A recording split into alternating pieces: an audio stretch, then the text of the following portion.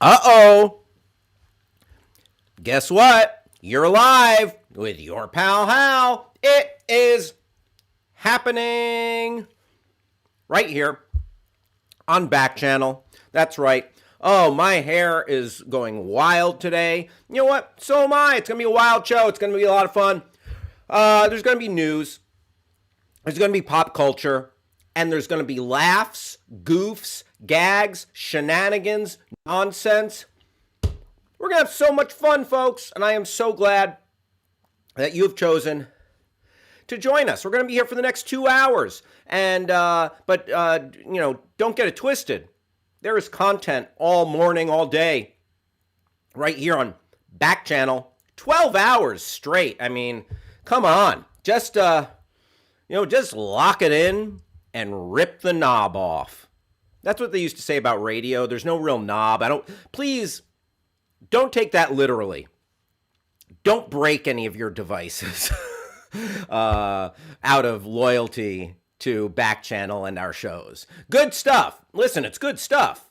Your loyalty is warranted. But, yeah, don't go because then, you might try to lock it in and, quote-unquote, lock it in and rip the knob off.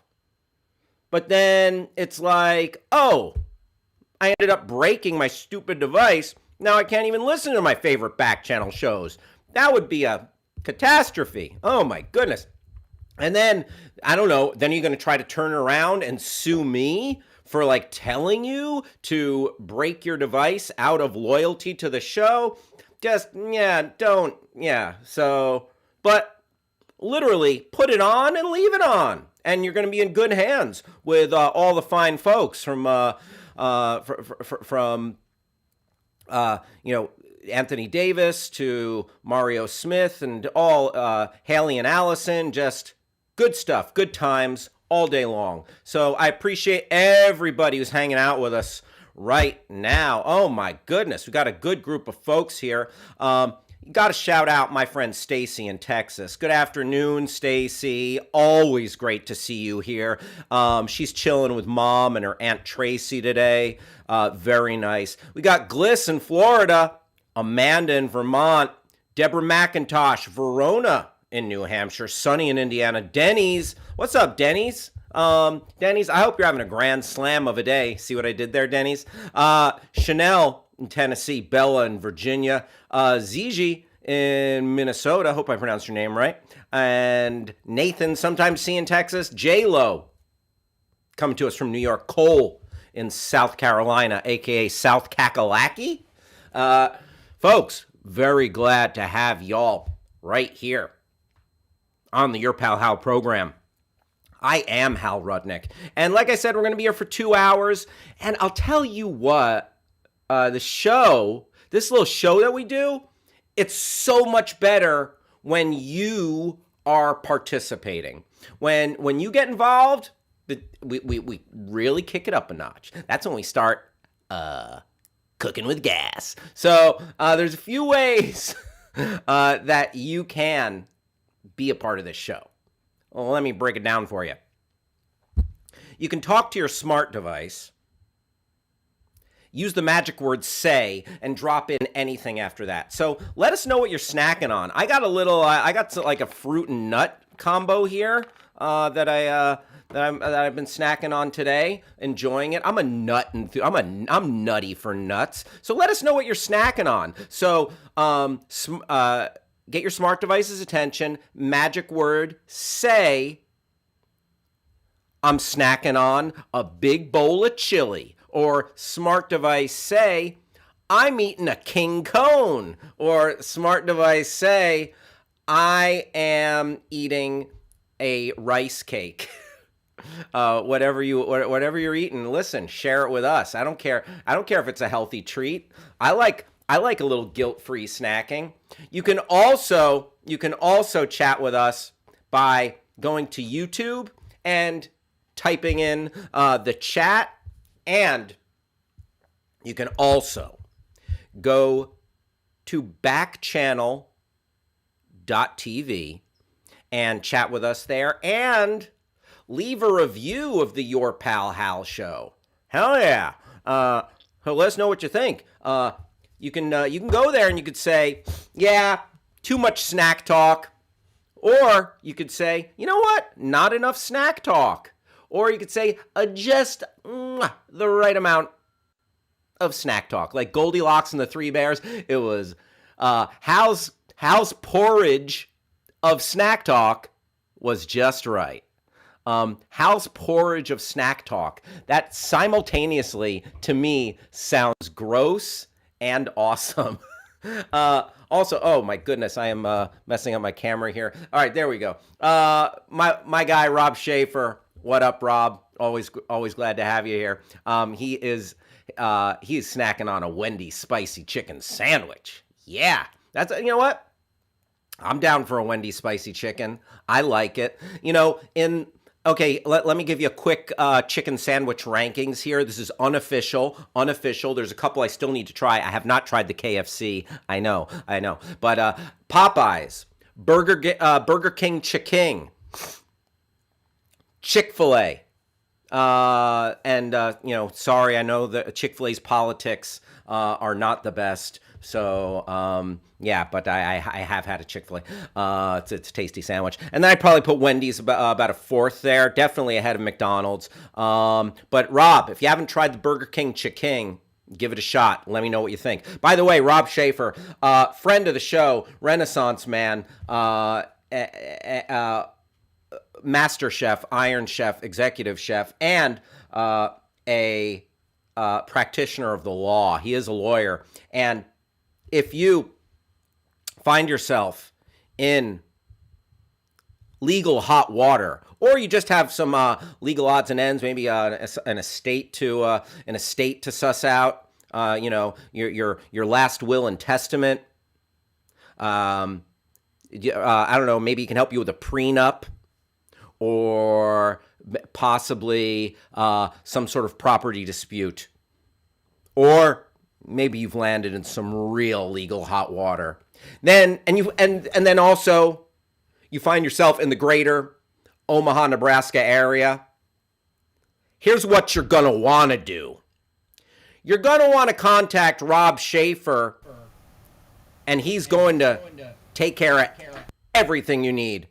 Rob Schaefer, attorney at law.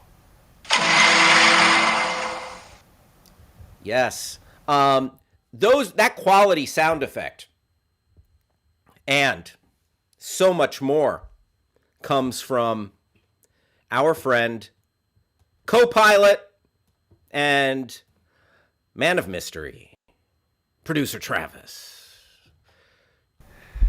Man of mystery? I mean, all right, if you say so. Travis, you know what? I just say what comes into my head. Not all of it's accurate. Travis. Oh, no, I like that. How you are a man of mystery. It's a mystery what you've been up to for the past 22 hours. It's been it's been 22 hours. Yeah, it's been. Yeah. First, might I say that one, your color looks incredible today. You are just glowing. Thanks. The balances. Well, I think this shirt complements, my sickly pallor. So thank you. And thanks, that was buddy. Appreciate it. That was one of the most, and I mean this with all the love in my heart. I mean this as a compliment. That had like fun. That intro had like fun substitute energy. If I think back in my life, you had those substitute teachers that come in. You're like, wow, that guy was neat. I wonder if he'll come back next time. And then thanks, man. Regular teacher, you're like, well, okay. Nice. Yeah. Tomorrow we'll have the regular dour your Pal Hal energy, but today I'm the fun sub. No, I'm kidding. That's no, I'm glad to hear it. Thanks, Travis. Definitely need to get I've been cutting my hair. Right. My own hair over the pandemic, and now I'm in a weird middle ground because I went to get an actual haircut at a professional's, and because I had a gig I needed a haircut for, and I have another gig coming up in a couple of weeks. So yeah, I don't know what I'm gonna do. I'll probably go get a professional haircut, but right now it's reaching just dire proportions here. Anyway, that's enough about my stupid hair vanity. What's going on with you, Travis? What did you do since I last saw you? Look, I know about hair vanity. This doesn't just happen, ladies and gentlemen. Sure, This, sure. This takes work. I feel you. Over the last 24 hours, well after our show, if anyone was around, I stuck around and subbed for our good friend Gliss in producing The Drive with Mario Smith, which was a really fun time. I had a really good time doing that. Very nice, very nice. Yeah. He really a multifaceted guy, much like you, kind of got his irons in a lot of fires, so to speak. He had just gotten off some long shift of helping to renovate like a venue for a Jay Dilla tribute show that was happening that night in Chicago. I was like, that's cool. And he also was able to confirm my belief that everybody in Chicago hates the Packers with an incalculable amount of vitriol. Just with the burning passion of 1,000 suns. Burning passion of 1,000 suns would like Aaron Rodgers to just kind of just fall into a hole and never come out. Right.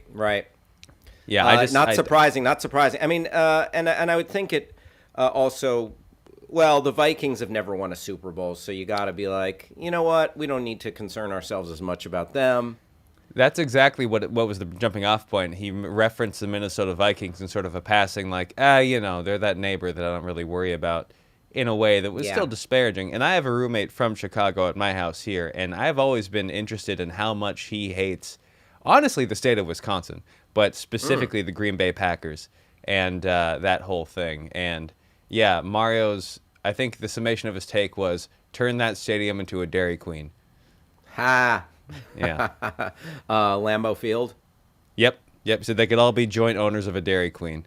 Oh, wow. That's funny. But I feel like the Milwaukee Brewers are a lovable team, and the Bucks are the reigning NBA champions. So Chicago is on the come up this year, dealing with some injuries basketball-wise. But my mom says, go to the professional. Get the professional haircut. Don't use the dog clippers on my own hair. Rob Schaefer chiming in with his own chicken rankings. Let's read them. My rankings. Chick-fil-A #1. I couldn't care less about their politics. Their chicken is the bomb. Yeah, I feel you on that, Rob. Tough. So tough. Listen, I'll eat. I'll have some bittersweet. Apparently I don't care enough to not eat them sometimes. Like Jeepers Creepers. So I'm the hypocrite here. You're the smart guy, letting your taste buds lead the way. #2, Popeyes. I think you could flip-flop those two very easily, but listen, this is Rob Schaefer's list. It's not my list, okay? So, absolutely, it's absolutely right, because it's coming from the man, the myth, the legend that is Rob Schaefer. #3, Wendy's. #4, KFC. #5, the Burger King and the Chiking. And make the distinction here. I'm not talking about like some other chicken. It's the Chiking, which is a nice thick breaded juicy sandwich from Burger King, which I have had twice in my life now, and very much enjoy. I got to get. I got to get back to Popeyes. I've only had Popeyes once, but I think about it every day, every hour. You know how they say, men think about sex, like every 2 minutes or something? Yeah. Yeah, that's how much I think about the Popeyes chicken sandwich. Also, Rob, tell me if this is a reality in Nebraska. It seems like there has been just a boon of Nashville Hot Chicken places, like hot chicken sandwiches all around LA. Hot chicken, Dave's Hot Chicken, Howlin' Ray's is kind of like the granddaddy of it here in LA. And that's like kind of a game changer.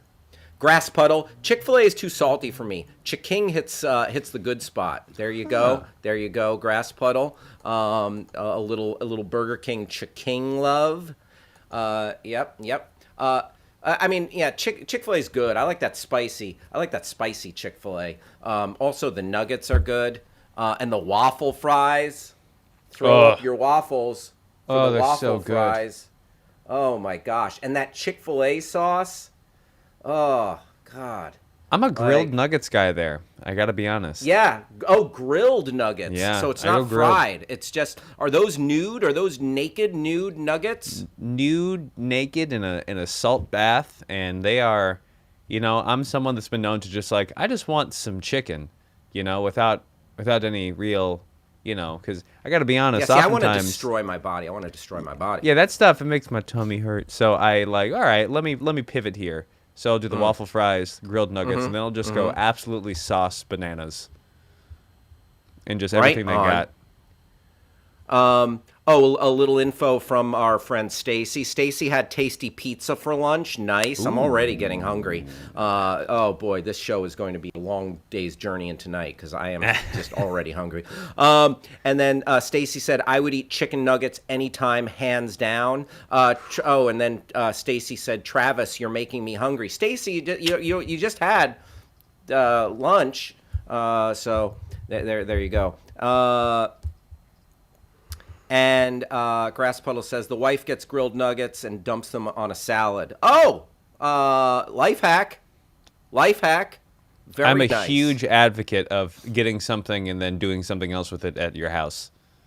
Oh yeah, Yeah. absolutely. That makes a ton of sense. Nicely done, Grass Puddle and family. Yeah, Rob Schaefer saying every place has their own version of Nashville Hot Chicken. It's true. A lot of places have come up with their own, like, ooh, we've gone spicy. Look out. Ooh, we're on fire over here. We're going up in flames. Look out. Call the fire department. Alert, alert. The reactor is having a meltdown. It is too hot to handle over here. But yeah, it just seems like not just that, every place having there. In LA, it's like, like every few blocks, there's like a hot chicken place. Nowadays, they're popping up like Starbucks and weed dispensaries. All right, Travis. Yeah. I guess there's nothing left to do except to dive into the Twitterverse. Lunge head first into the Twitter sphere. Look out! Dive. Hope it's not a shallow pool. Yeah, we are gonna take a look at some trending topics. My mom says, "Nice shirt." Thank you, mother. You're obligated. There's no real way to do I this love you, Mom. subliminally. I'm gonna What send is you it? something that just popped up on my trending topics. That Yeah, let's do it. I'll field it right now. There we go. And while we get the screen share going.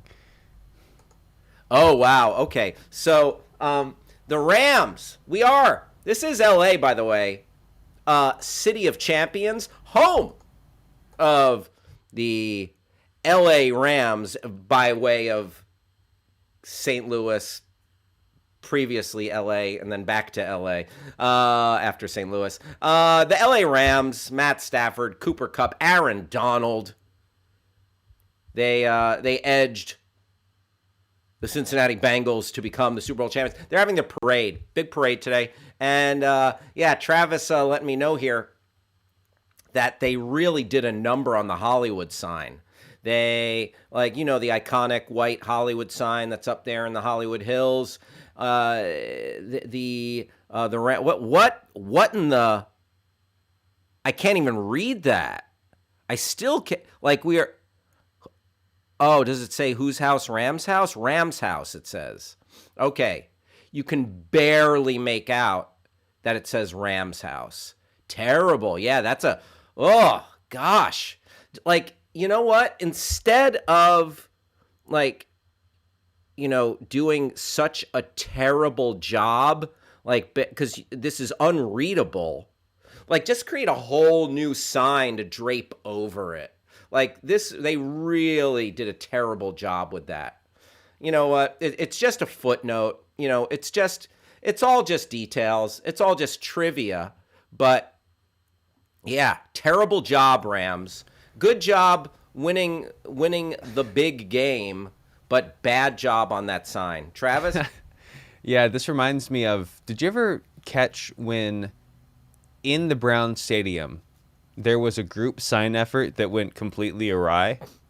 I know about the dog pound. Yeah. Did you ever see what happened? They tried to do a dog pound sign. No.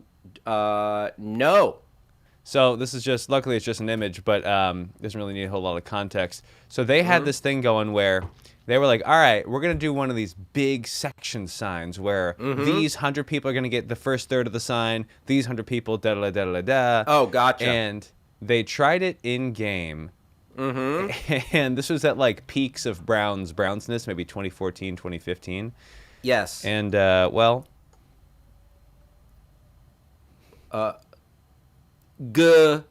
Pod Downwund. it's supposed to say, Dawned. this is the dog pound. Wow. But they messed up, and it says this is the Gepodewund. Oh, yeah, the G should be after the DAW. Yeah, oh, yeah, they flip-flopped it. They flip-flopped it. Very terrible. Very terribly done. Very, very terribly done.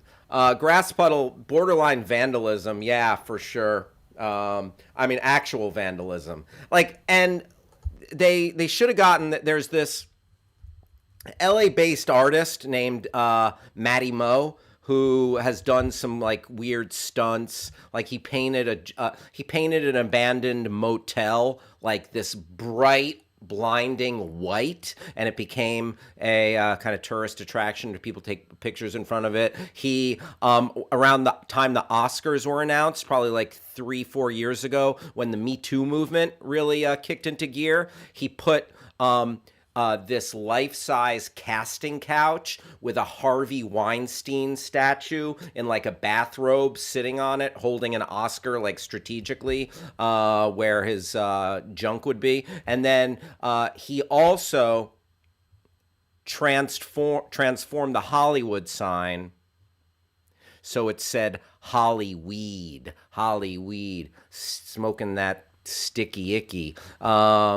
So yeah, it's legal here in Los Angeles. So I guess maybe it was to ring in the arrival of legal marijuana to Los Angeles, to California or something. But yeah, the Hollyweed sign. Now that was well done, you know?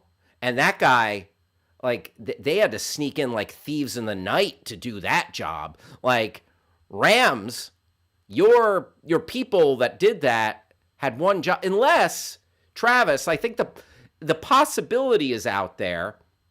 Did some intrepid Rams fan climb the hill or sneak up there? And that's what I'm trying to ascertain. Try to do that? Because that looks, like as Grass Puddle said, borderline vandalism. That looks super shoddy. Like, I wouldn't be surprised. But either way, congrats to the Rams. They're having the parade. One of two LA football teams, the Chargers. The Chargers LA fan base, anemic, but they do play in a nice stadium. SoFi is just a modern marvel. Never been there, but just the pictures and everything I hear about it. I would like to go there for the experience. I wouldn't mind maybe going to see a concert there or something. That sounds super rad. Travis, what did you find anything? I did. Apparently, this was a coordinated effort, which was delayed by rain. Rally House instead of Rams House. Oh gosh, yeah. Yeah. There you go. Oh yeah. Now that looks okay. They don't have the Rams, like they don't have the spelling, like they don't have it fully done yet. Yeah, delayed by rain. Yeah, it was raining yesterday. I remember that. So there you go. From the files of jobs not well done. There you have it. Let's go into the Twitterverse, says Stacy. And yes, here we are here. All right, let's keep it going. As far as trending topics, I thought this was a fun trending hashtag. Let's see what some of the responses are. Someone started the hashtag bland Doritos, asking for bland Doritos flavors. Like, what is the blandest Dorito flavor you can conjure? Let's jump in and take a look at some of the entrances for these really off-putting, gross-sounding Doritos flavors. If you can make it a little bit bigger, communion cracker. That's great. That's great. Bland Doritos communion cracker. I've taken communion before. You know, I'm the rare Jew who's been bar mitzvahed and baptized. Yep. Oh, what was that? What was that one that you're scrolling by, Travis? I didn't read it. It's a bloody arm flavor. What is it? What? Oh, low poly meat. What is that? Somewhat of an inside gaming joke. It's oftentimes in video games in like the mid-2010s, there'd be a lot of weird mechanics where bodies would just come apart, and you can see very clearly the small amount of polygons that were used in the character design. Oh, gotcha. Low poly meat. Gotcha. Thank you, Travis. Geometry. Thank you for translating video game for me. In the Cook Island a couple of years ago, I bought a bag. Oh, I can't read that. I'm sorry. Yeah, of original salted Doritos, more popularly known as tortilla chips. There you go. Wow. That's funny. That's real. That's cray-cray. Any Dorito seasoned by white people, let's face it, seasoning isn't our strong point. Sure. Doritos, now seasoned by white people. Colin Robinson. That's great. If you know the comedian Colin Robinson from What We Do in the Shadows and The Office, that's very funny. Grass Puddle says, yeah, that's restaurant tortilla chips. Yep. Scrolling, sir, please scroll. Yeah, Colin Robinson, a bland white dude. Tim Robinson, just, can you make that slightly bigger? It's hard for me to make out the, there you go. Thank you. Just chips with like nothing on them, but like a little bit of cheese and maybe one little nugget of meat. Is that might be a quote from the great sketch show I Think You Should Leave. But yeah, there's a picture of Tim Robinson. So funny. If you haven't, folks, get on my soapbox for a minute. If you ain't seen I Think You Should Leave, what are you waiting for? It's damn good. Damn funny sketch comedy show on Netflix. I Think You Should Leave, starring Tim Robinson. All right, keeping her going. What about matzo ball flavor? You know, matzo balls in and of themselves are just like, yeah, a thick paste. But they're tasty. But then you need the broth. You need that salty broth. So I feel it personally attacked, Grass Puddle. Just kidding. The matzo ball in and of itself, a little bland. I like matzo though, especially there's a garlic flavored matzo. It's just good to. It's a nice snack for a good Jewish boy. All right, let's go back to this list. Doritos unveils tap water mist and flour overload. Hashtag bland Doritos. Solid. Was sad to discover it already exists. Toasted corn, aka plain. That's funny. Oh, is that a real one? The toasted corn? Jeez. Yeah. That's plain. Here's the original tweet. Name the blandest imaginable Doritos flavor. Best answer gets a big thing of white rice. Please use hashtag bland Doritos. Oh, yeah. This hashtag is blowing up over 1,000. Okay, so imagine this, but as a Doritos flavor. I'd make a Doritos, but I'm in school for the next couple of hours. Thank you for the explainer. Combos, stuffed snacks, water. Water-packed combos. If anyone remembers, I feel like combos had a heyday like years and years ago. But the cheese-filled snacks, water, cool styrofoam. Hashtag bland Doritos. Nice. Holy Ghost pepper. The Holy Ghost. It's you can't see it, you can't feel it, taste it until it overtakes you and makes you want to dance. NFT flavor. You don't actually eat the Doritos, but you get a digital receipt that you bought them. Great. NFTs. You can take a picture of it, and then you have it too. A trend to come up with the blandest Doritos flavor: white bread lightning zing. White bread lightning zing. Oh gosh, look at those slices of white bread. Just the Wonder Bread flip-flopping around there. I bring you dry steak and ketchup Doritos. Oh boy. Yeah, apparently that's how Donald Trump likes to eat his steak, like well done with ketchup. Yeah, because he is very, he's a plebe with bad taste. Extreme iceberg lettuce chill. Nice. Bland Doritos. Hashtag bland Doritos. Trump flushed documents Doritos. Oh yeah. Trump, you know what? He tore up documents and flushed them down the toilet, but maybe he ate them and pooped them out. The possibility exists. Okay. Just saying.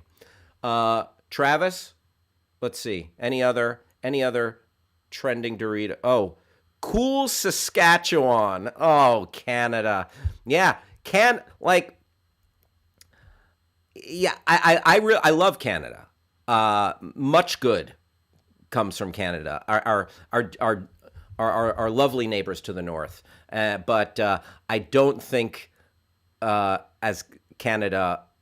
I don't think of Canada as a bastion of spice. I do not think of Canada as like, let's spice it up. But desserts, on the other hand, listen, I'm not saying all food is bad from Canada, okay? There's the communion crackers. Listen, maple syrup, bring it. Poutine, do not sleep on poutine. Canada is doing a lot of stuff very right.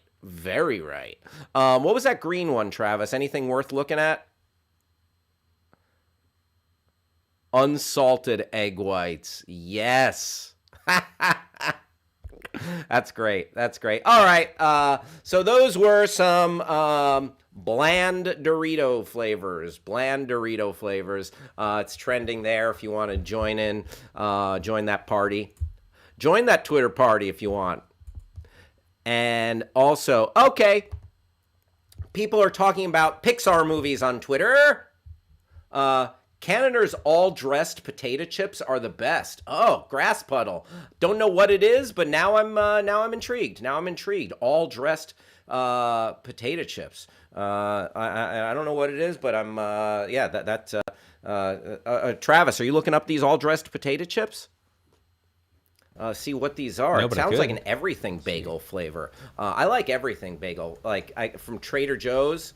Yeah, I don't know if you ever bought that. It's like onion, garlic, poppy seeds, sesame seeds, salt, and you just, I love it. And maybe this sounds like a little too California, but I like a piece of avocado toast with everything bagel flavor all over it. All dressed assaisonnées.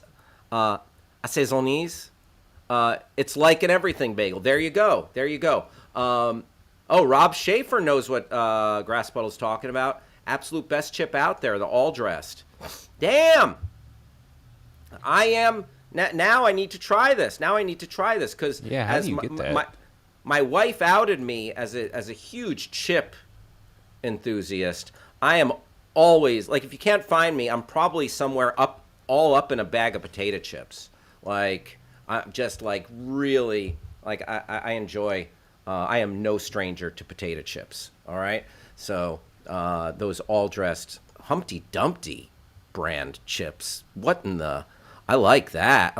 All dressed chips are a masterpiece of ketchup, barbecue, sour cream and onion, and salt and vinegar flavors all rolled into one chip. Oh, snap. That sounds yummy. That's right. Ruffles started selling them in the USA. Check the grocery stores. Grass Puddle, I'm going to check the grocery stores now. Thank you. Or maybe 7-Eleven or AmPM. I love AmPM. I love their character Toomgus, who's a creature made out of snacks. I have a mug. I have a Toomgus mug. Here he is. See, his hair is Twizzler. His beard is Cheeto. His eyebrows are candy bars. Tumgus, made out of snacks. AmPM, too much good stuff. They are not a sponsor of the Your Pal Hal show, but if they wanted to be, we'd be glad to have them. And you know what? AmPM convenience stores, I know they're only on the West Coast, so those of you on the East Coast, it's kind of like a Wawa or 7-Eleven or, one of these just like, it's attached to gas stations. And AmPM, if you wanted to advertise on the Your Pal Hal show, I would sing your praises. I would talk about my love of Spoke's character, Tumgus, the creature made out of snacks, and I would excoriate your competition. I would drop trow and defecate on your competition. I would say, AmPM, you're going to go to 7-Eleven, more like never 11. Yeah, never going there, only going to AmPM. Oh, I went to some other gas station and got like a taquito that was on the hot roller thing, and there was a human finger in it. Like I will libel myself so much so to the point that I will need my friend and official lawyer of the Your Pal Hal show, Rob Schaefer, to give me legal counsel because I am being sued for libeling 7-Eleven, CVS, Rite Aid, any other fast snack establishment in order to build up AmPM. So please, if you would like to advertise on the Your Pal Hal show, I am here for you. I beg of you. This was Your Pal Hal begs for a sponsor. Your Pal Hal begs for a sponsor. Travis, is there a Chiron for that? You know it. Yep. And there it is. There it is. Did you have to make a new one? No. I was busy trying to find a safe for work take on the next trending topic. Gotcha. Oh, the Pixar? Yeah, it's this is the thing we with mentioned Pixar. Rob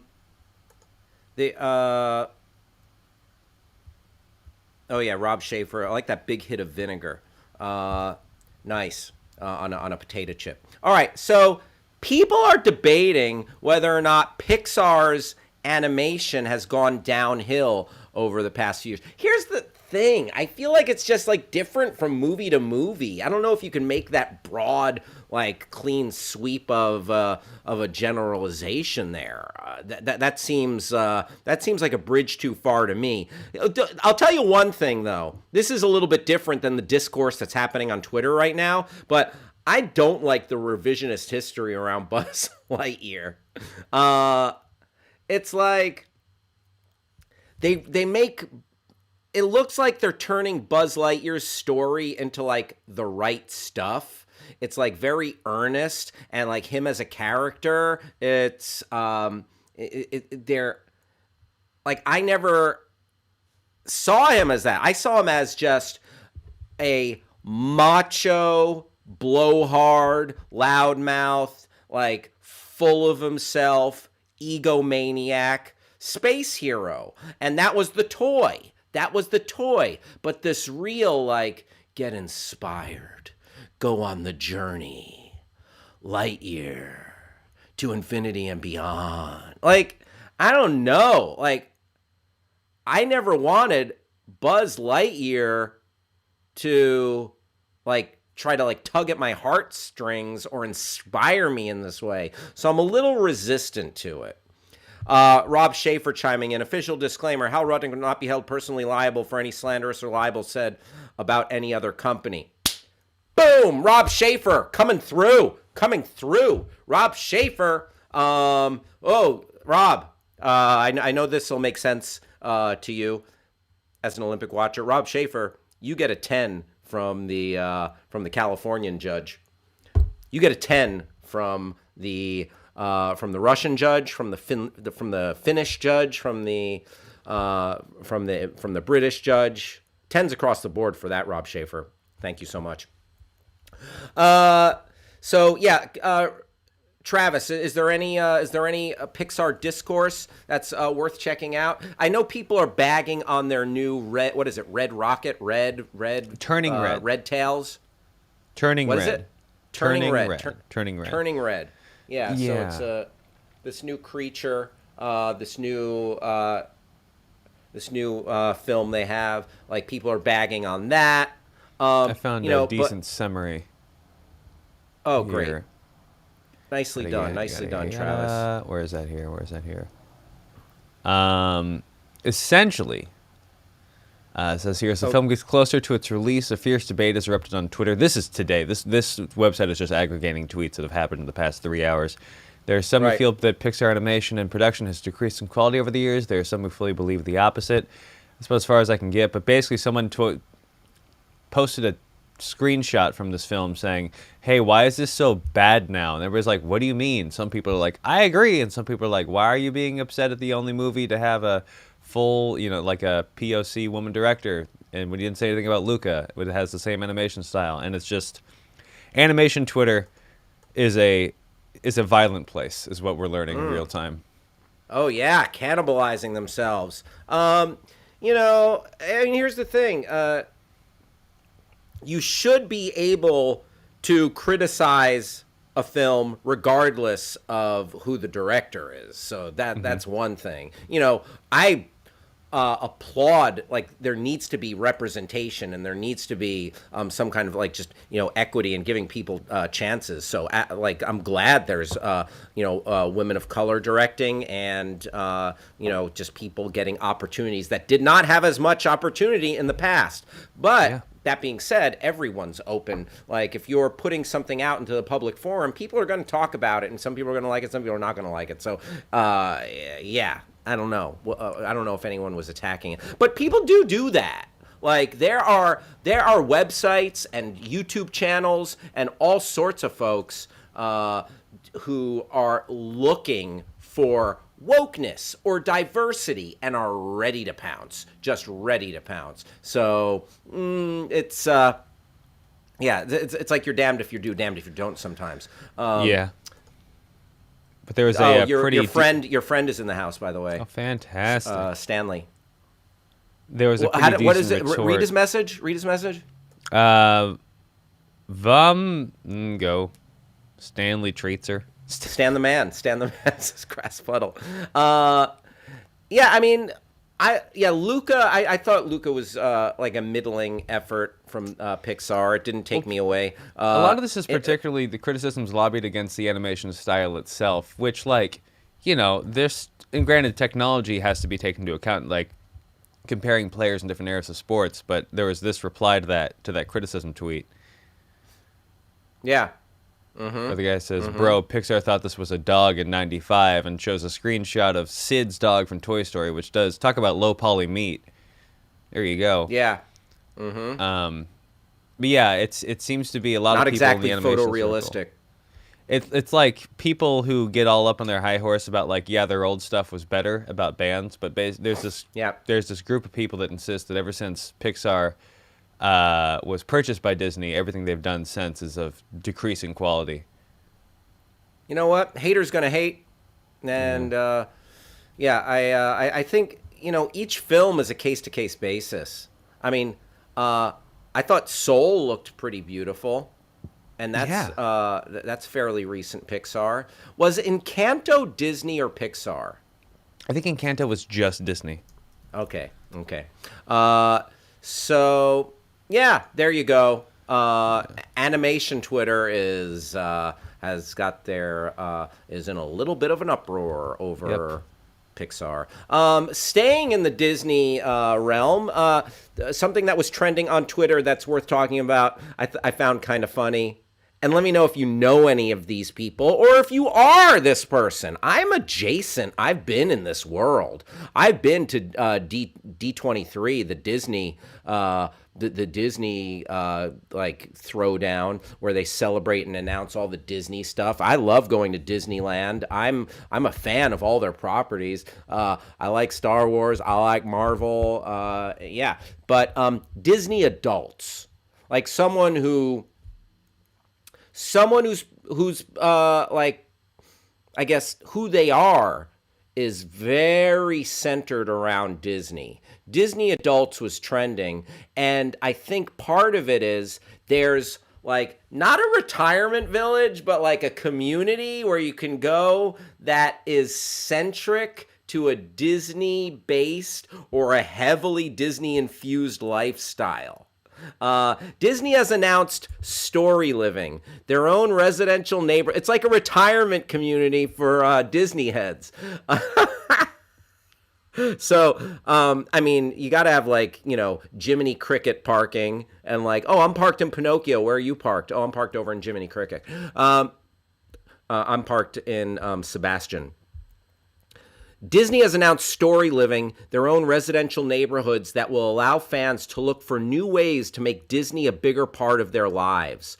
I mean, is everyone in cosplay? Are there theme park characters just like in this day-to-day village? Is it like you're living in Disney World? Is it like you're living in Disneyland? That's weird. I would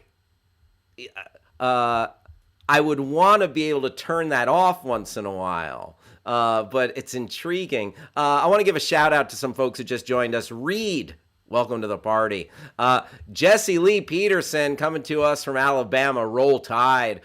Erica Walters in Alabama as well. Roll Tide to you, Erica. Unless Jesse, Erica, unless you're Auburn fans, then War Eagle. But otherwise, Roll Tide. There you go, covering my bases there. Cole in South Kakalaki. Thank you for being here as well. I think I shouted you out earlier, yes. All right, so yeah, this whole Disney community. Did you bring up an article on it? Disney is developing planned communities for fans who never want to leave its clutches. Oh my God, that sounds a little dark and sinister. Yeah, would you mind making that a little bigger? I would love to read this. This is fascinating to me because, I want to be able to turn it off. I want to once in a while. But it's this is intriguing. Travis. Can you imagine the street names that you would have to live on? Like, I live in the Little Mermaid Ave. Yeah. And Beauty and the Beast Boulevard. Oh yeah, I want to go. Oh, you have to go take a left on Space Command Lane, and right on You've Got a Friend. I hope they would be kind of specific. Like you got to take a right on You've Got a Friend in Me Circle. Yes. Oh, and then the stores, and stuff like. Would there be a tea shop called Be Our Guest? And right, like how Disney Parkish are they going to make it? Yeah. Would there be a seafood restaurant called Under the Sea where you can eat Sebastian? or a chicken restaurant called Iago's where Iago enslaves and murders other birds. Or a carpet store. Yeah, Aladdin's carpet store. There you go. Come on in, get a Persian rug. Very nice. All right. Disney has launched a new business for fans who can't bear to leave the pristine, family-friendly world the corporation has nurtured through its theme parks and media ventures. Story Living by Disney. It's just that's a little creepy. What would they name the jail? Okay. Mickey's Big House. Walt's Work Release Program. The Disney Vault. Yeah. Don't they talk about, like, if you act up or something at a Disney park, they put you in Disney jail? They already have Disney jail at the theme parks. It's just like, they'll take you to a room, like, where, there are no characters there. They're just dudes with badges. Have you heard about that, Travis? I'm looking at it now. It doesn't have an official title, but there is while Disney keeps its so-called jail under wraps, most have described the jail to look more like a security officer holding area. Guests cannot be arrested by Disney security, however, depending on the circumstance. The Disney jail can be used as a place to hold a disruptive guest until police arrive. Right on. A couple more shout outs here. Domino's Pizza joined the stream. Hey, deliver over here, pal. By the way, I am no stranger to Domino's Pizza. My wife and I are good for a Domino's Pizza order like once every 2 weeks. Thin crust, the thin crust with the hearty marinara. They're like, so opt out of the original sauce, go hearty marinara, thin crust with pepperoni. That's it. Simple, effective, gets the job done. I will gobble that stuff up whenever it's in front of me. And one of the best names of any of our friends who have joined us, the Angry Mailman. The Angry Mailman. Listen, don't go postal. I hope you're just keeping it chill. But you know what? Listen, there's stuff to get angry about out there. So I'm not gonna. I'm not gonna. I'm not gonna get on your case for being angry. But I hope you have an enjoyable time hanging out right here with your pal Hal. Oh yeah, Grass Puddle. Thank you. Grass Puddle can eat an entire thin crust by themselves. Yeah, like it goes down easy because like you jettison the pedestrian crust. Sometimes there's good crust, but like I don't need all that thick Domino's crust. But the thin crust, ooh, it's nice and crispy. Ooh, mamma mia. Daddy like. Okay, let's go back to this article right here, please. If you could bring that up. Thank you. Story Living by Disney will operate as part of the company's theme parks division, developing a series of master planned communities for residential living, designed by Disney's creative staff and offering the same pampered tranquility found in resorts. Here's the thing about this. Like, if you're going to live in this community, this seems like the beginning of a horror movie. Like, this seems like a Jordan Peele movie where it's like, oh, wow, our new life. There's so much happiness all the time. Everyone's happy here. La, la, la. La, la, la. And then it's like someone who wants to just be like, yeah, I'm not happy all the time. Oh, you're not like us. You need to be smiling. La, la, la.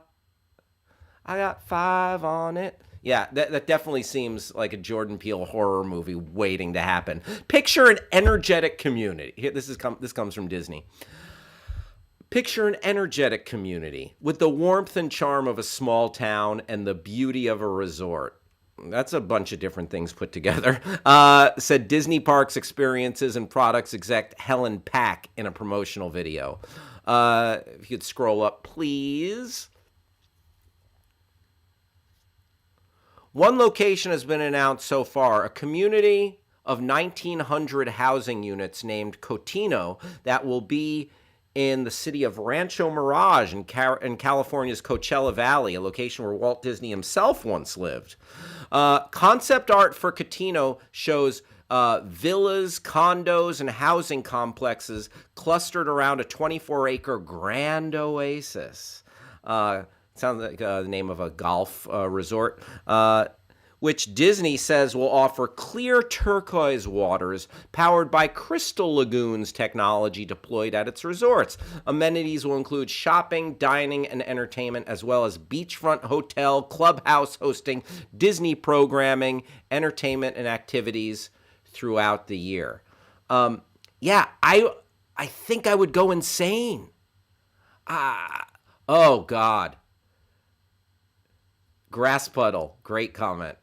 I picture hell to have Disney as my homeowners association. Yeah, like imagine like your house isn't happy enough. Why aren't you happy? It's the happiest place on earth.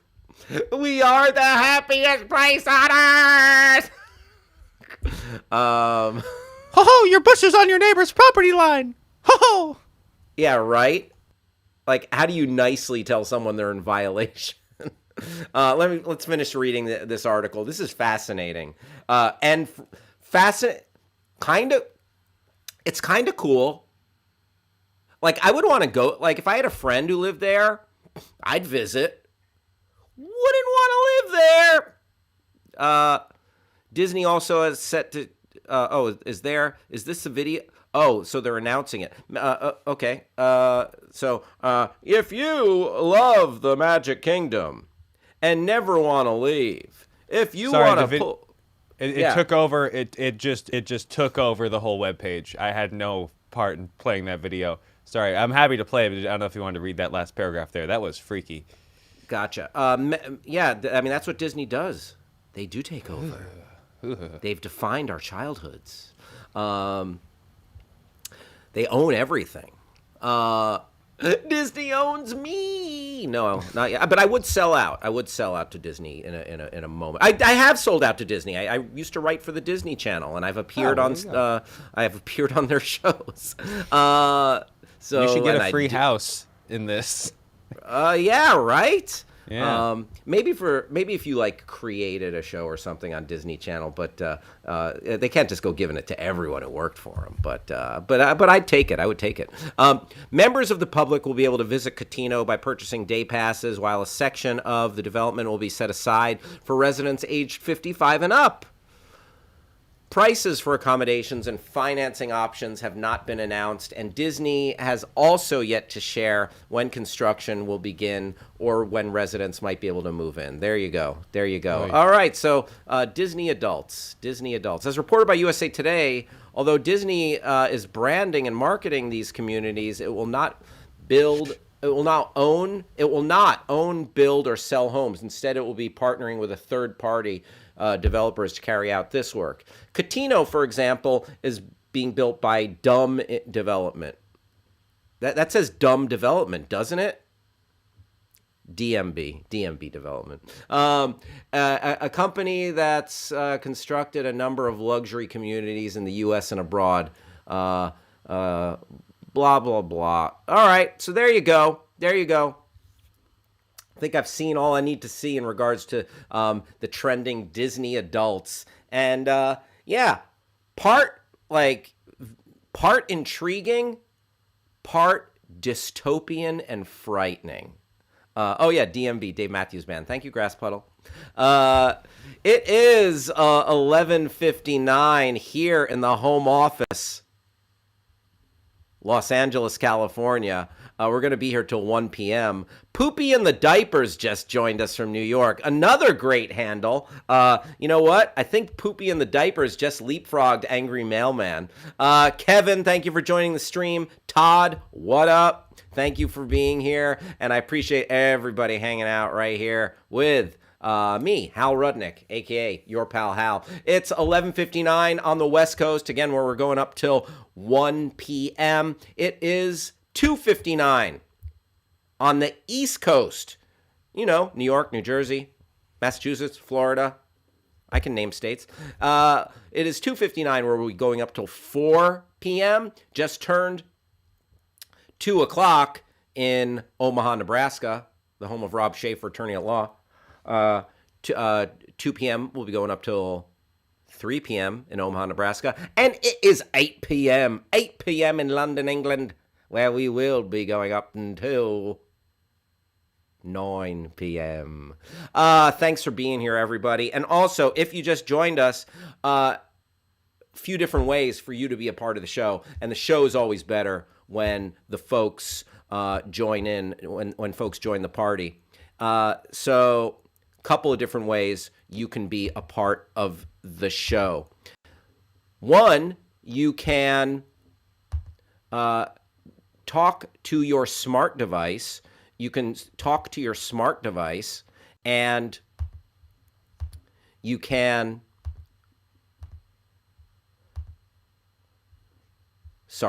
talk to your smart device.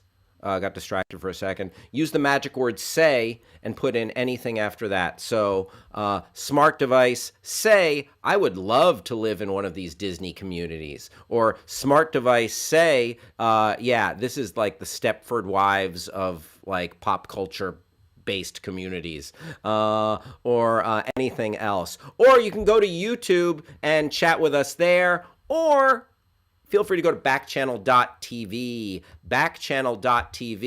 and let us know what you're thinking. Also, you can leave a review of the show and let us know any thoughts, and we'd love to hear them. And yeah, please let us know if you want to see, again, more snack talk, less snack talk, or anything else. We will listen. This was fun. So also another trending topic, HBO announced a slate of new shows. From season 3 to Barry, a few other shows. Let's take a look at this thread that shows us some upcoming fun shows, interesting shows to watch on HBO.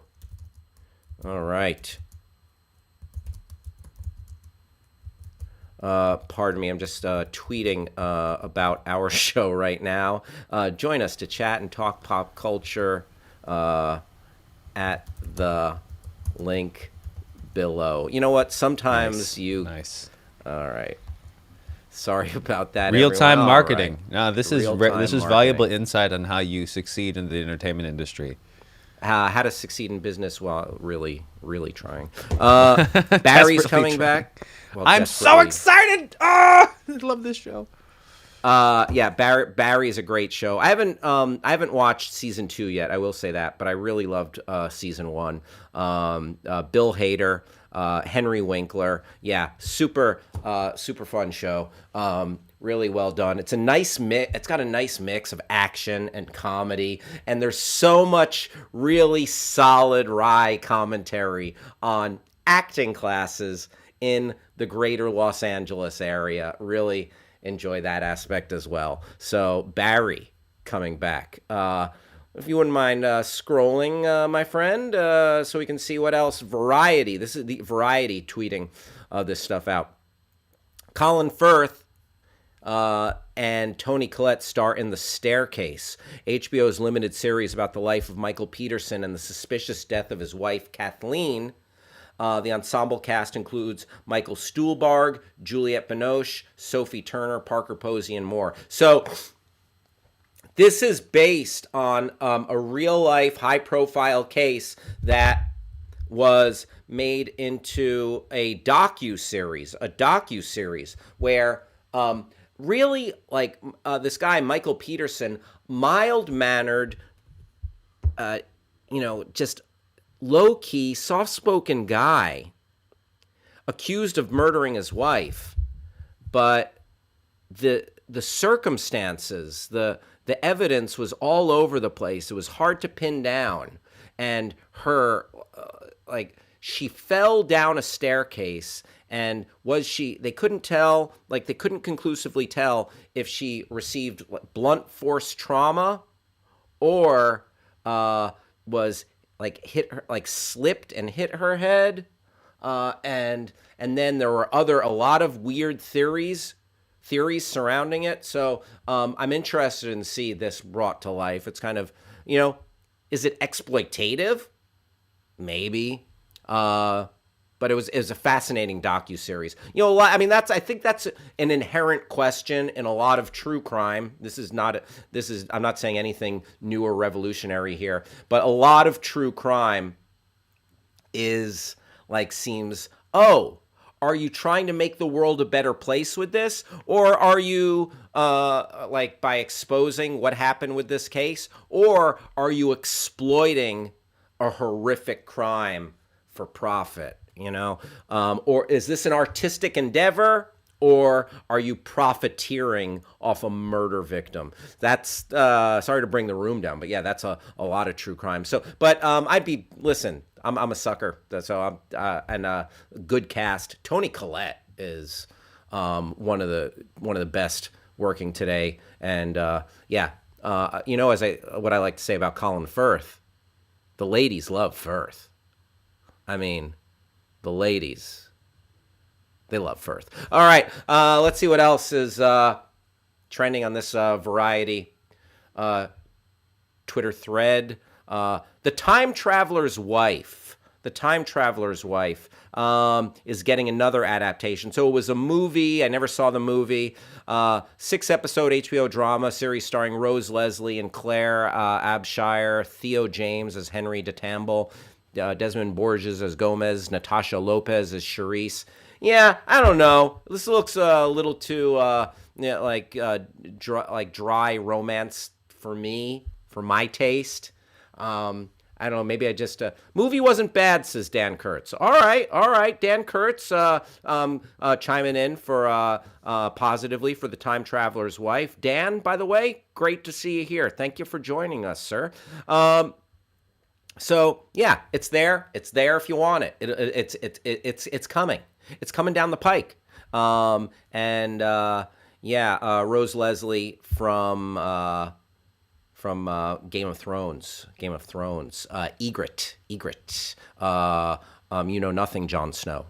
All right, let's see what else. What else do we got here, Travis? Any other big announcements from HBO on this Variety thread? Oh, the intricate and magical love story that. Oh, we were not interested in that. Was there a curse word or something? I think that was more of The Time Traveler's Wife. Oh my gosh. Yeah.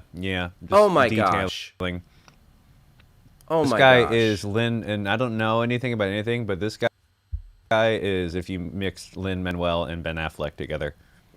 I can see that. He's super collider, those guys. That's what you get. Yes, he possesses both of their DNA. And both of their powers. Yes. He can brood and sing and dance. HBO is making a new comedy series by Julia Child's extraordinary joie de vivre, inspired by her joie de vivre, and her pioneering cooking show, The French Chef. Julia stars Sarah Lancashire. Oh, and David Hyde Pierce. David Hyde Pierce alert. Niles alert. Niles alert. Ring, ring, ring, ring. Ding, ding, ding, ding, ding, ding, ding, ding, ding, ding, ding. I haven't seen Niles in since the 90s, I think. Yeah. I have not seen the delightful David Hyde Pierce since the 90s. And I'm about to throw a curveball at everybody. Here's an actual hot take. David Hyde Pierce, better than Kelsey Grammer. Oh, I said it. I did it. What are you going to do about it? Feel free to dispute that. Speaking in Tongues joined the stream from Arizona. Another great name. By the way, Backchannel, the Backchannel feed here of people joining the stream, crushing the name game today. Travis, have we had a better name game day than the Angry Mailman, Apostle Austin, Poopy in the Diapers? Oh, baby. Yeah. And then Speaking in Tongues?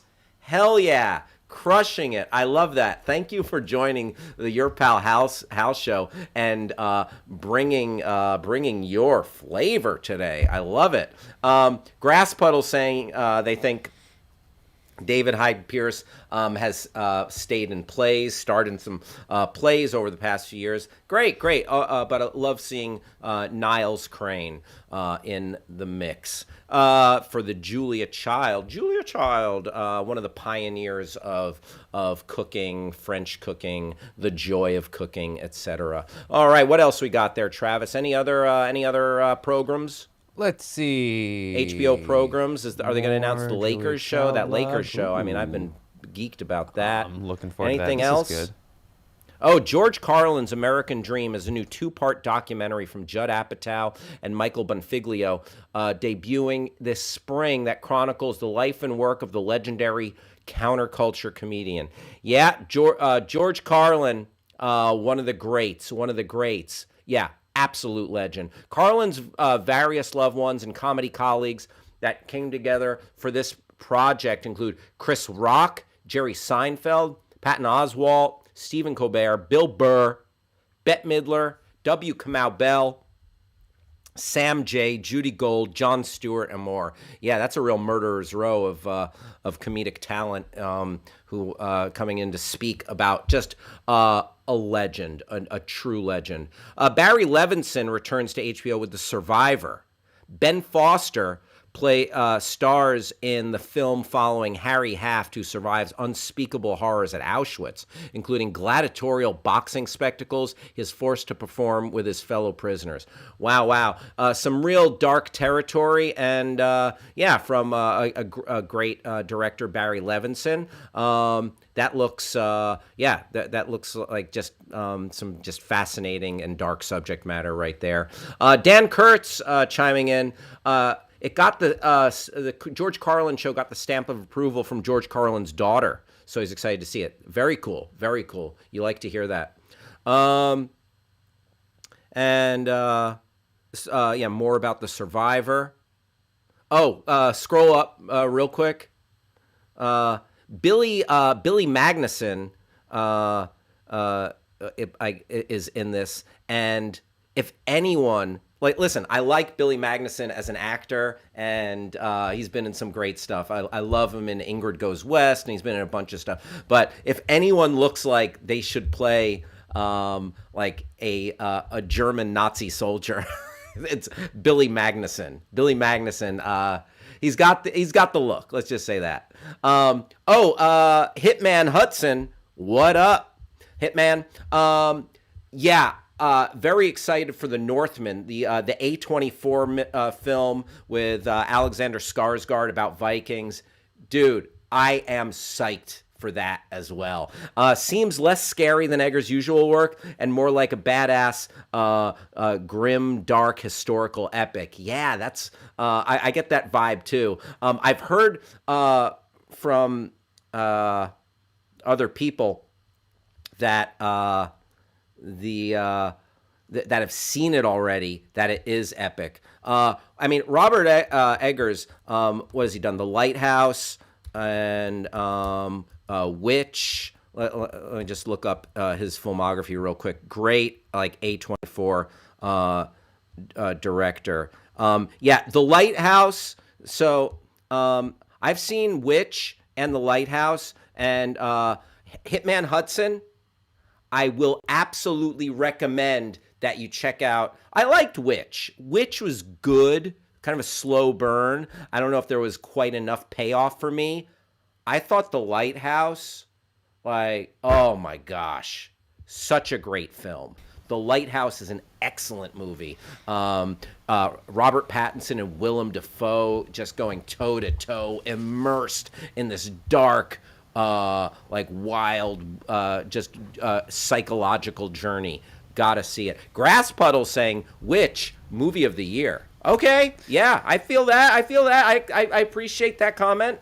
Listen, I think the problem was I was a little distracted. I watched it at home on TV, and I did not have the best, viewing circumstance. I think I shut it off halfway, came back to it. So, but I respect where you're coming from, Grass Puddle. Travis, what do you got?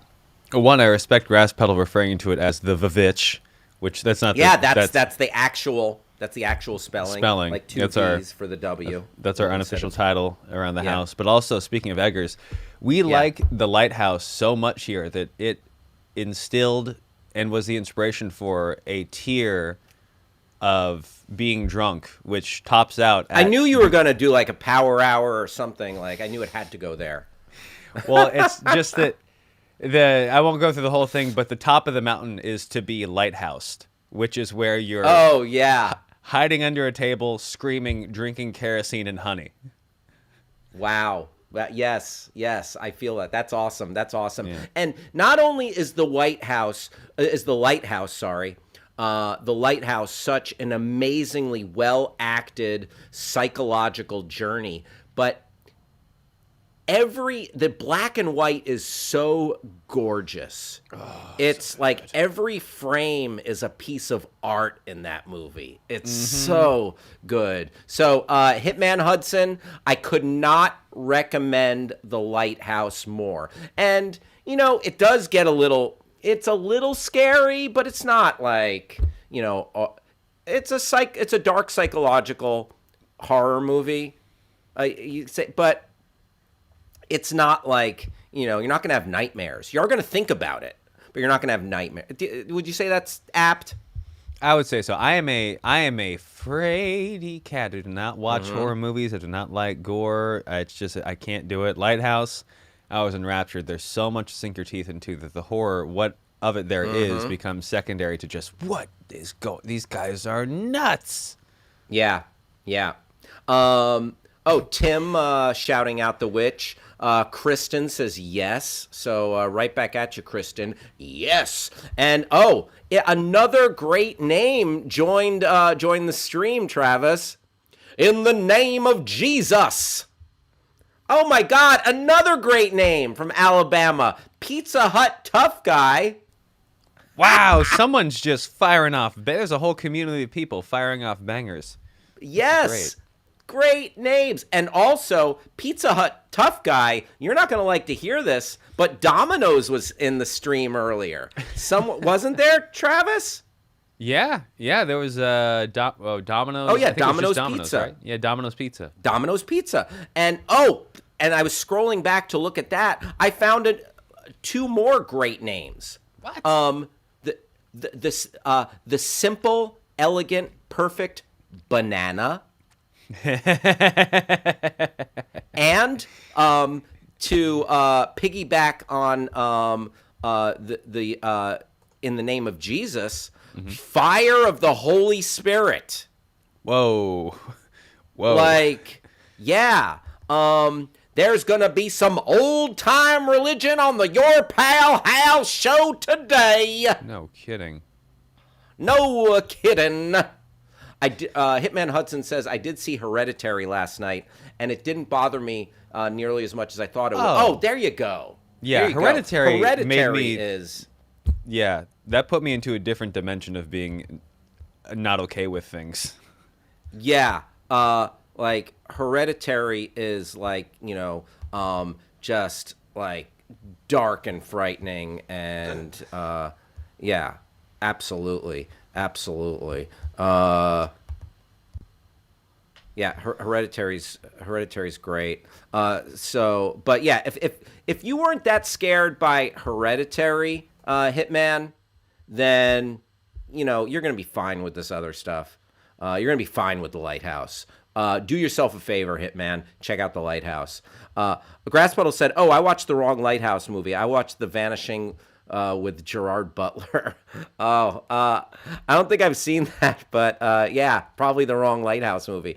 All right, so we you know what, we having so much fun,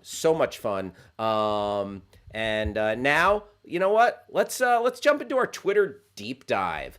Every day on the show, we'll go down the rabbit hole with either a hashtag, a trending topic, or a Twitter account. And today's no different. It's the Twitter account of, let me ask you a question. Do you like to eat fresh? Subway. Eat fresh. And I'm going to be honest. With everyone here. I've become more of a Jersey Mike's guy than Subway. I used to be a Subway guy. Then, like, it took one sandwich. I had one sandwich which I was like, oh, like there was something off about it. And it's just me, but like I went Jersey Mike's. Now I'm Jersey Mike's brand loyal. But Subway, now and forever. It is, it's a fact of American life, okay? Eat fresh, refresh. And their commercials are everywhere. Their stores are everywhere. Like Subway is a very popular fast food chain. So we are going to take a look at the Twitter belonging to Subway sandwiches, an American staple. Eat fresh, refresh, serving up freshly made subs you love. For concerns, go to Subway listens. Excuse me, some embarrassing hiccups there. All right, 2.2 million followers. Wow, a robust following. All right, let's see what their first tweet is. Best notification ever. Your Subway order is on its way with 0 delivery fee. Boom shakalaka. Drop it like it's hot. There is no off season for Subway. No, seriously, we're open all year long. So I guess that's maybe that's referring to football. Okay. Here's a ham-fisted Valentine's poem from Subway. Roses are roast beef, violets are veggies. Okay, Travis, you really screwed me on that one. You really gave me the hard one on that one. The what? The what? Travis, best Chiron guy in the biz, but he really undermined me. I'm sorry. Damn, even NASCAR has 3 months. That's okay, Travis. I exaggerate. So roses are roast beef, violets are veggies. Okay, we apparently only have eyes for ourselves. Oh, Subway. Hashtag Valentine's Day. What else? What else do we got here? Definitely gonna need a cookie to wind down from this game. Oh, Subway. I'm a pretty healthy eater, and my buddy who comes by the show every so often, Papa Wilds or Nathan Trevor, he one time got 3 cookies from Subway, 3 chocolate chip cookies, and I'm like, hey man, can you hook me up with half a cookie? And he's like, yeah, they don't sell half cookies. You need to buy a cookie. And I'm like, but I don't want it 3. It was like 3 for $1. And I just wanted half of his cookie, of one of his cookies. And he's like, I got 3 cookies because I want to eat 3 cookies. And yeah, I think he did give me a piece of the cookie at the end of the day, though. But like, he made fun of me for, yeah, listen, I'm a lightweight and I eat healthily. And I don't want a cookie. All I want is half a cookie. I'm that annoying guy. I'm not so bad. Listen, I order French fries and I eat French fries. I'm not like you. I'm not like your girlfriend who's like, I don't want any fries, and then takes half your fries. I'm not that. But when it comes to desserts, I don't know. I'm the sweet stuff. I'm not going to order it, but I want to taste. Subway, definitely going to need a cookie to wind down from this game. 4th and a foot long left to go. That's not bad. Subway live tweeting the Super Bowl. Very nice. Very nice. 4th and a foot long left to go. Heads up. Now would not be the best time to go grab something to eat. Oh, yeah, it's probably in the middle of the big game. Hey, Money Lynch, Marshawn Lynch, since we don't have a commercial, can you tweet about Subway or something? Nice. Subway saying they don't have a Super Bowl commercial, trying to get Marshawn Lynch, who's been in Subway commercials. Both teams secured the ball. You secure the bag. Drop gifts, not footballs. By the bag, do they mean the plastic bag that the Subway sandwich comes in? What else here? Neither team fumbled the ball yet. And we never fumble the bag. Catch this Subway footlong with your best GIF for the chance to score an e-gift card. That's a little complicated from Grubhub. But there you go.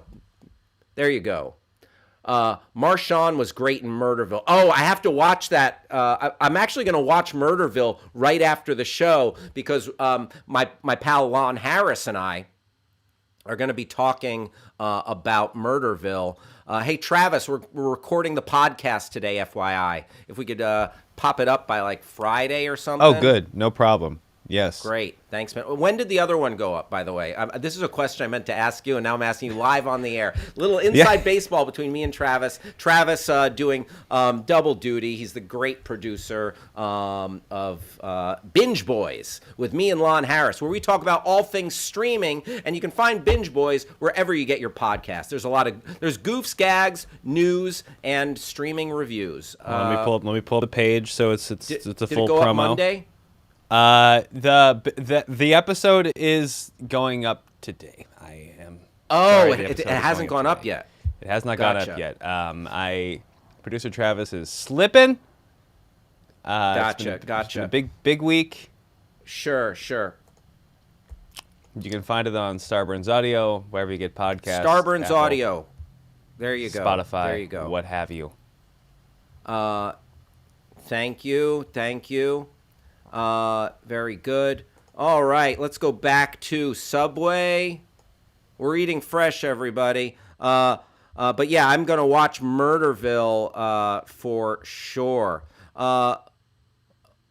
Whoa, look out! There's a sub on the field. Nice. All right, back to the game. Oh my goodness. Didn't catch the name of the jersey, but a couple of big guys just subbed out for the Bengals. All right, I see what you did there, Subway. A little bit of a double entendre there. A little punny Subway. The second half of this sandwich is spicy. Okay, Subway. Just kind of random, just some random thoughts from Subway about, this, Rob Schaefer saying, it was amusing to me that Subway has spent millions of dollars marketing the $5 footlong, and when they got sued because they weren't 12 inches, they said they never claimed they were that big. Yeah, like a foot long, like what else does it say? Is it the size of a foot? Is it like, the length of the tip of the king's finger to his elbow? Like what? No, it's not. It's a foot long. That is 12 inches, Rob. That is so funny. It's great. All right, one more. Let me see. Back to Subway.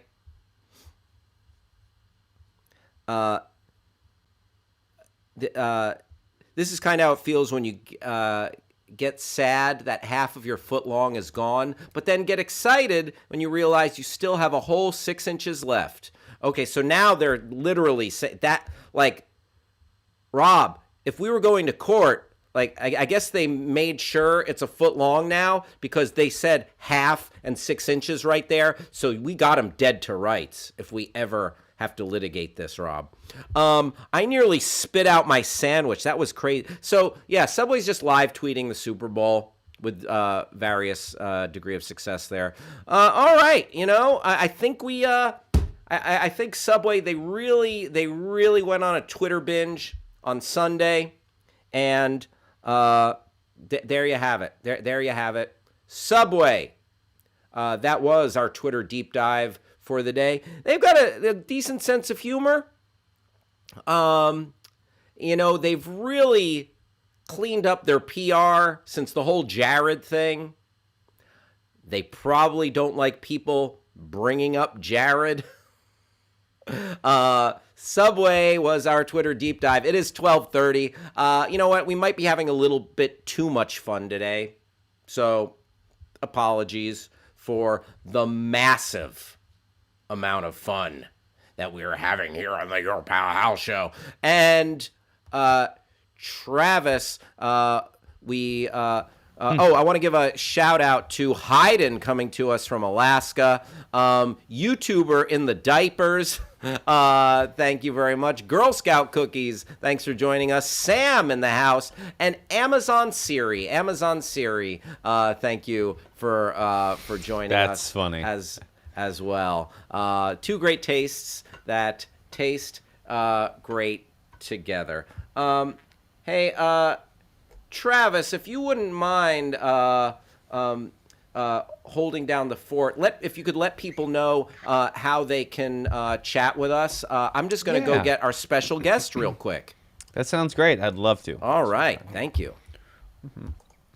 So, on the big screen. And now you can all see how much I need to shave.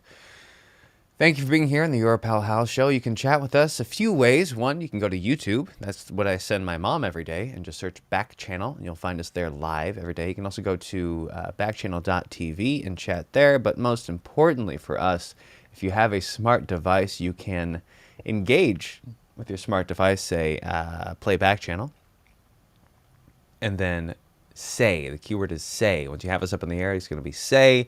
Then you can say whatever you want. As Hal says, say, that was a lot of Subway talk. Say, I need more Subway talk. Say, I would like it if we never talked about Subway again because I'm still not over the Jared thing. And all that's fine. We're here to help. We're here to hang out. Speaking of hanging out, I'm not good at hosting parties. I usually just go read in the corner. That's not true. I love hosting parties. But that's a ham-fisted segue to continue because I love this bit. A reading from Kurt Vonnegut's short stories. And with that, we'll get to that next time because our guest is here. I am absolutely chuffed to bring back, after a considerable absence, your friend and mine, Caramel the Wizard. Huzzah! It is I, Caramel the Wizard! I hope you're having a magical day. I have come to share with you, the fine people of the Your Pal Hal Show, spells and magic to improve your life, to improve your day. Just a reminder and a disclaimer. My spells are... I'm a bit of a discount wizard. You see, my mustache is... don't you hate it when your voluminous mustache hair gets into your mouth? Oh, it's just really gross. It's just very disgusting to get old mustache hair and beard hair in your... Oh, does that ever happen to you, my mustachioed friend? Yep. So, I was banished from my homeland in the 14th century and sent here to present day because I stole magic from another wizard. That's a real no-no. They get super pissed about that. You wouldn't believe it. So anyway, I got banished, and when I got banished, my powers really took a hit. So I went, like, let me put it in terms that, like shopping terms, all right? Back in the 14th century, my powers were like Saks Fifth Avenue, high class. I was a real bad boy of wizardry. I could do all sorts of spells. I could disappear. I could conjure animals, dragons, money, gold, potions, you name it. Oh, healing powers. Now, not so much, but I am trying to work out my spells, and I'm going to share them with you, and I'm going to help you all I can with some spells. So if you would like a spell, please, I ask you to let me know your name. And if there's anything that you are that you're working on, that you want some help with, I would be glad to send a spell your way. All right. Let's see. I already have a couple of people who have asked for spells. This is all right. So here's a message from the title of this. I got someone contacted me and they said no love on Valentine's Day. Oh, I'm so sorry. Caramel has not felt the tender touch of a woman in centuries. But that's another story. All right, no love on Valentine's Day. Anne in Sacramento says, I was alone on V-Day. Can you send me my king? Oh, well, huzzah, Anne. Let me see what I can do. Let me conjure the spirit and the forces of Cupid and Eros. Send me your powers. Will a lover contact you? Slide into your DMs. Will he give you gift? like necklaces and gems. I don't know who will be there blowing up your phone, but here's a spell to help you to not die alone. Huzzah! So, Anne in Sacramento, basically what I did there was a little spell for you. Listen, you may not have a lover, or you may not get married, or have anyone join you for a date, but you probably won't die alone. Not bad. But when I say that, it might not be a significant other. It may be more of a caretaker or an attendant. Listen, I told you, my powers are I'm a discount wizard. I am like 99-cent store compared to Saks Fifth Avenue. But it's better than nothing. That was free of charge. You know what? One day, when I start my Patreon for wizardry, then you'll have to pay. It'll be behind a paywall. All right. Any other? Who would like a spell from Caramel, the wizard? Huzzah! Oh, Deborah Rudnick. Oh, let me summon the powers of the universe. Deborah Rudnick. I call to the spirits near and far. Come from beyond. Drive here in your car. Deborah Rudnick, I cannot give you great abundance, fortune, or wealth, but I'm sending a little bit of good fortune in regards to your health. There you go. All right. Things are gonna keep trending in the right direction, and health-wise, very nice, very nice. All right. Grass Puddle wants me to send them home. All right, Grass Puddle, let me see what I can do. Grass Puddle, you've journeyed across the globe. You've got much wear on the bottom of your wizard's robe. You've traveled by sea, you've traveled by car. It's taken you so very, very far. Grass Puddle, I'll tell you, there's not so much I can do, but I know for certain you will eventually leave Peru. There you go, Grass Puddle. I don't know when, I don't know how, but you will eventually leave Peru. Thank you, Grass Puddle. Deborah Rudnick, I gave you a spell to get well. One more. Huzzah, huzzah. Medicine and power, healing on the journey. May you never see another hospital gurney. This is a spell to make you well. Ding! You're well with the ringing of the bell. Deborah Rudnick, you're welcome. All right, I have one more request. For a spell. Let's see here. Honeymooner boy writes to me. Glenn from Delaware. I married my high school sweetheart. Oh, that's very nice. What, you didn't meet anyone since then? Oh, well, that's fine. I married my high school sweetheart. I need money for my honeymoon. Can you send me a spell? Well, Glenn from Delaware, you know it. Empty pockets, small bank accounts. You want money in greater amounts? Crypto coins, cash money, maybe a boat? Glenn, you'll find $1 in your coat. Huzzah! Listen, I told you.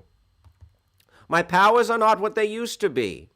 So, Glenn, you will find $1 in your coat pocket to help towards your honeymoon. maybe it may be a little more of a staycation, perhaps. Do you ever get your mustache hairs in your mouth and it's very gross? Travis! Producer Travis! Yes. Is there anything in your life that is a situation unresolved or a situation that you need a little good fortune in? Yeah, I'll take whatever I can get right now. It's been a month. A month of what? A month of trials, tribulations, that, a lot of that. Everything else can be kind of wrapped up in that. It's been one of the toughest months on record for me. Not gonna lie, I could really use. All right, Travis, help. Producer Travis. All right. It's been a swirling storm of activity. I'm trying to think of something to rhyme with activity. You've been busy as a bee. There's so much work up over the pile you cannot see. May you get a respite from this storm of crap and enjoy yourself a very pleasant nap. Huzzah! Wow. You will have a respite from all of your toils with a tiny little nap. And then, after that nap, maybe you'll be able to get the latest Binge Boys episode up on the streaming platform. Yep. Absolutely. Yeah, that So sounds it like is written, so it is done. Huzzah! Travis, good fortune to you. Everyone, I wish you good fortune and well-being. I am Caramel Wizard. Huzzah! Thank you, Caramel, for that wonderful appearance. I'm always appreciative and supportive of people trying to get back in the game, so to speak. It seems like he's had a bit of a month himself, and God, just big ups to people trying to get back on the horse. Get their groove back. And yeah, of all the guests, that guy hits me here the most. All right, looks like Hal's back. I don't even have to bother pretending to pick up the book. Here is your Pal Hal. Thank you, Travis. Thank you, Travis. No problem. Thank you to Caramel the Wizard, traveling many great distances over space and time to get here. Yeah, very nice, very nice. That is a free service for the viewers and listeners of the Your Pal Hal show. Health and well-being to everyone. That's generous. Oh my God, yeah. Oh, Tim, I'm back. Yeah, that's crazy, right? Tim was like, "Where did Hal go?" I didn't expect such a wild, crazy guest. Susan's from Florida joined the stream. Here's another great name.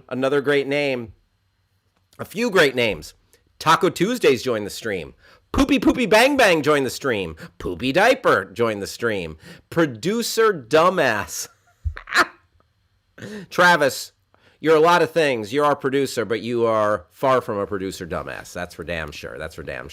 Elliot joined the stream. Elliot, thanks for being here. Appreciate everybody hanging out right here with Your Pal Hal. It is 12:44 in the home office in the city of Champions, Los Angeles, California. And we are going up until 1 o'clock. Right now, this is a little segment that we call Dumb News. Everybody, woo, woo, dumb news alert. Yep, dumb news coming your way right now. Dumb news coming to you from a site called Newser. This is from Newser, and we are going to take you through some of the dumbest news. That's right, dumb news. What you see there is true. 0% enriching, except for the laughs. It's dumb. All right, Travis, do you want to bring up the first article here from Newser? You ever get fake mustache hair in your mouth, Travis? Can't say that I once. Gotcha. Yeah. Gotcha. Yeah. I mean, I'm just commiserating with our friend who just left. Well, yeah, you put on I wouldn't know. a wizard costume in solidarity whenever Caramel comes by. What? Well, I imagine, you take off somewhere and Caramel shows up. You're like, well, I mean, I usually, you know what I was doing when Caramel was here? do. He gave me enough time to eat a full Thanksgiving dinner. They're going to say a full fake mustache.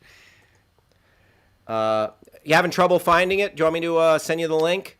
No, I've got it here. I've just got It's unreasonable number of pop-ups. But I think we are set. all right. Dumb news coming to you from Newser. Well, let's hit it. New Zealand's new weapon.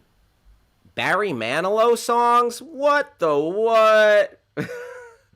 Government blasts them on a loop to annoy anti-mandate protesters in the Capitol.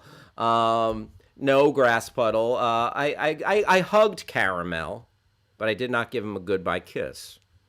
Anyway, I'm not a guy to kiss and tell, so sorry. Government blasts them on a loop to annoy anti-mandate protesters in the Capitol. Yeah, it's like, come on.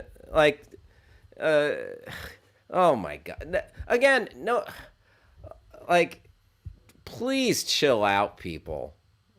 These are some of the worst people, like, just showing up to make life hell for people. No one likes the pandemic, except the few people who are profiteering off of it. But otherwise, we all want this over, and science people, it's our friend.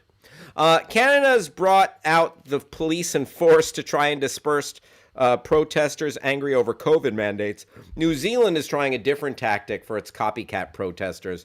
Barry Manilow's greatest hits. Wow, wow, wow. I wonder how. The guy who writes the songs that make the young girls cry feels about that. The government has been blasting songs such as Mandy and Could It Be Magic on a 15-minute loop, reports the BBC. They threw in Macarena for good measure. The protesters' response?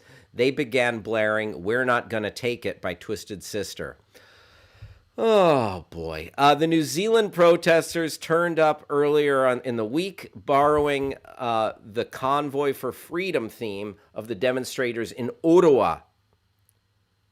As the Sydney Morning Herald reports, police in the capital of Wellington responded aggressively on Thursday, which led to a physical confrontations that went viral on social media. Police changed tactics after that, and Parliament Speaker Trevor Mallard, named after a duck there, Trevor Mallard came up with the Manilow idea after another tactic, dousing the protesters with sprinklers, didn't have much of an effect.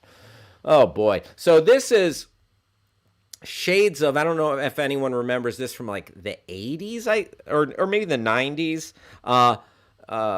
The Panamanian dictator / general Manuel Noriega was the U.S. government, in order to kind of smoke him out of where he was hole up and barricaded in, blared heavy metal music to Manuel Noriega.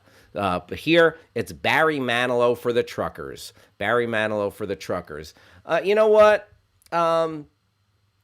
It's a crap storm out there. The world is clearly divided. But, yeah, I err on the side of science. So take it. That's my 2 cents. Yeah. Why do you have to? It's not going to help making life harder for everybody else. Like blocking all the roads, just pushing everything, making it an impasse. Don't do it. Don't do it. That's truckers, don't block the roads, please. That's my request of you. One more piece of dumb news. From the show The Price is Right. Oh my God, what was that? Caramel left his wand. Ah! From the show The Price is Right. Let's take a look at this, Travis. She won $8,000 vacation on Price is Right. One problem. Katharine Graham, oh boy, of Massachusetts, won a fabulous trip to New Hampshire? Hold up a second. Massachusetts is like next to New Hampshire. Oh boy. Let's see this article, please.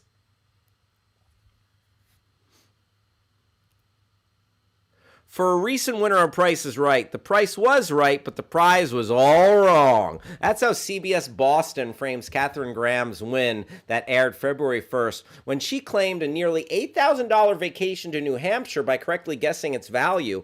And the trip did sound like an enticing getaway, complete with 5 nights in upscale Hotel Concord, except that for Graham, who'd attended a taping of the game show while visiting her daughter in California. The Granite State is within driving distance of her home in Marshfield, Mass. Oh no! I've been to New Hampshire a million times. She tells CBS. This is like living in California and like living in Los Angeles and winning a trip to Glendale. You know. Or winning a trip to Hollywood. Oh, I live like right here. I've been to New Hampshire a million times, she tells CBS, though she agrees that the state is beautiful. She adds, I just wish it was Tahiti or someplace, Bora Bora, a cruise around the world maybe. For someone who was somewhat disappointed, she covered it well on the show, acting over the top excited and jumping up and down once she guessed the price of the trip correctly. Per WJBQ, she tells CBS, however, that she did inform the host Drew Carey at the time, Drew, I live in Boston. One other catch for Graham, who's now back in Massachusetts, she'd have to fly out to Los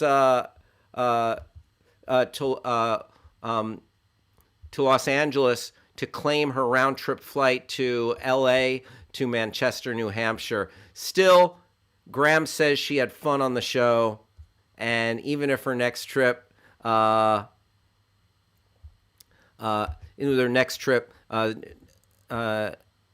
to New Hampshire is number 1,000,001 for her. She also did win a fire pit love seat of $1,000 for hitting $1 on the big wheel. Very nice. It's not as bad as the people who win cars and can't pay the taxes, so they claim it, Grass Puddle says. Oh, good for her. Well, folks, that's kind of a bummer of a prize. But it wasn't a bummer of a show. We all had fun today. And now it's time for our final segment, Rejected Segments. And today's Rejected Segment is Hal pretends to be a tough guy. Hal pretends to be a tough guy from an old-timey movie. Hey, you. Don't step any closer, you, or I'll cut you. See? See, it would have been like 5 minutes of me being an old-timey tough guy, maybe with this hat. Take my wallet. What do you want? Have my keys. You can take them. I don't see. It's too scary. Oh God, it's just you. Thank goodness. Sorry, I thought that it was was just mugged. me. Yeah. Mugged by this guy. Hey, you. Yeah. Take him. I'm a street You can have my 2006 Scion XB. I don't want it anymore. No, it's just me. Folks, that's our show. I want to thank everyone who was a part of the good times today. We had a little bit of fun. I'm not going to lie. We had a little bit of fun. Thank you for everybody with the weird names who chimed in. Thanks to everyone at Backchannel. Thank you, producer Travis. Stay tuned for the excellent Mario Smith and The Drive with Mario Smith. We'll see everybody tomorrow, 11 a.m. on the West Coast, 2 p.m. on